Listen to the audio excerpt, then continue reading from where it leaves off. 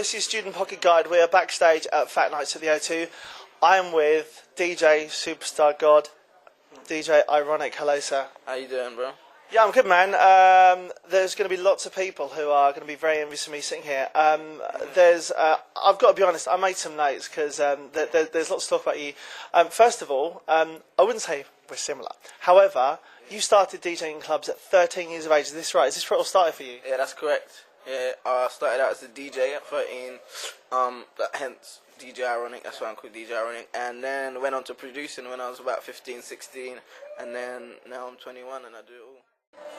On the highway. So, where did the name Ironik come from? It was a bit random. Like, all my friends had tag names in school when I was about 13, 14, so I had it quite a long time.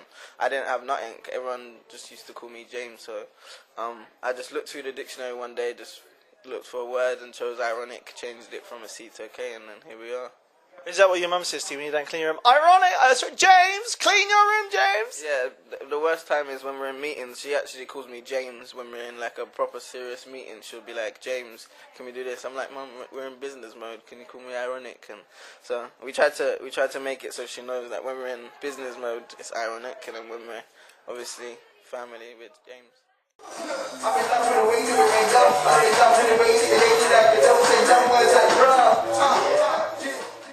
Yeah, 21, having the success you've had, must be something really, really for your parents to be proud of, and for you. Yeah, my mum especially, she's the proudest mother. She says she's my #1 fan all the time. She's got like every tape of when I was on radio, like literally there's about 300 sitting there at home. She's got every flyer, every newspaper, just everything just there in my house. So, yeah, my mum's a very proud mother. My dad as well, he's looked after me throughout my career. So my sister as well, she tries to act like she's not the proudest sister, but then when her friends come over, they tell me that the only thing she looks at when she's at school is my MySpace page. So it must be so cool for your sister, like, oh, my brother's Ironik. Yeah, how cool is that? How cool is that? Yeah, she does go around like that, but she's cool. She's kind of humble about it, you know what I mean? So the first thing she said when she was going to secondary school was, everyone's gonna like me because Ironik's my brother, only just because he's my brother and not for any other reasons and stuff like that. So do you find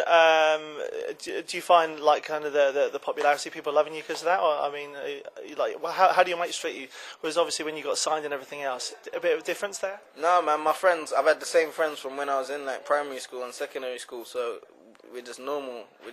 And they come with me when I'm on tour, when I'm performing, when I'm going abroad. There's all my friends and family. Like, so obviously, you know, my mum's my manager, my stepdad was my tour manager for a bit, and so you know what I mean. It's all my friends and family. We keep it quite close. Relationships can't work out, I swear man, that's not right.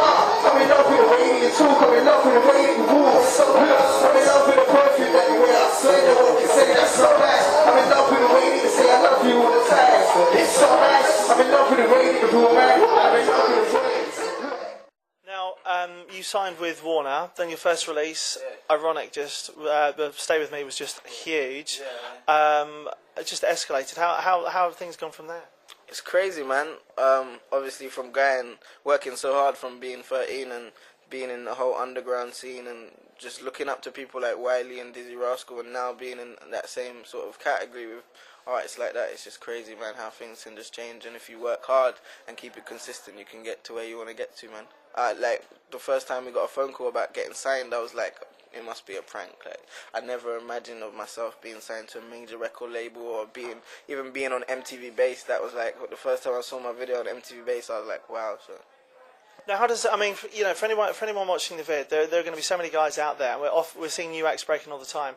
Anyone watching the video wanting to break into it, seeing the likes of you, you know, we've spoken to Kyla today as well, wanting to you know, be persistent. What advice would you give to them? Any you know, recommendations, suggestions? Yeah, man, like I said, just hard work always pays off. Make sure you always work hard, stay humble, and my main thing was having the whole internet thing, like my MySpace and my Bebo page and things like that. I look after it all myself, and that kind of really helped me to get to where I am today, because it's a whole world out there. There's like loads of A&Rs that are always looking on MySpace pages for new talent and things like that. So if you got a MySpace page or a Facebook or a Bebo, make sure you use it to your advantage, because you can definitely get your music out that way.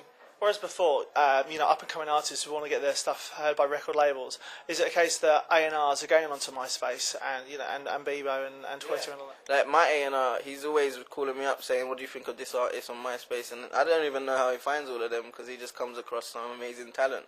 And there is a lot of talented people there that are unsigned, and A&Rs look out for that, man.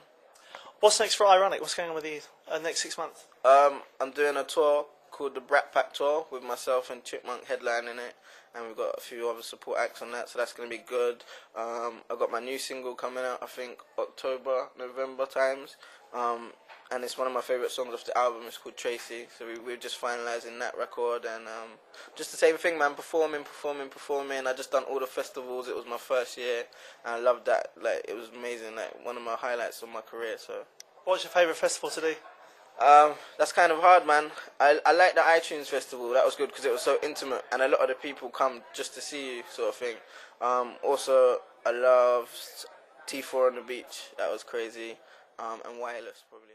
I wanna see your face every time I come home, cause I can't leave you like this in this cold world alone. But in this life we're living, who knows when I'll be gone. I don't wanna leave you with what is hell. If it belongs to the world, it's too much to prove. But sometimes I wonder what I really have to lose. And then I really see it's not all about me. I wanna show you from this heart, strike reality. What's up, everybody? It's Ironik here, aka the ladies' favorite. And right now, you're watching StudentPocketGuide.com. Make sure you don't go anywhere. Peace.